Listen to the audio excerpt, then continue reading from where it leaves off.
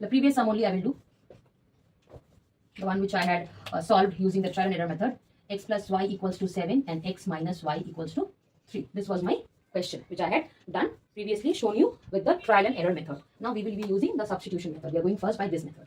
The same sum I will solve using all the three methods. Alright. Now the first method, substitution. Now the word substitution, what does it mean? That is placing someone in the position of the other. Alright, this is the meaning of a substitution.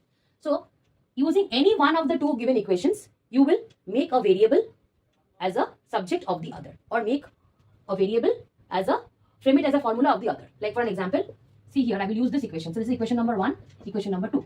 So using 2, I will be making x is equal to 3 plus y. So here x is framed in terms of y. We are finding we're making x as the subject in terms of y. Alright, now using second one I have done this. Now let us name this as 4.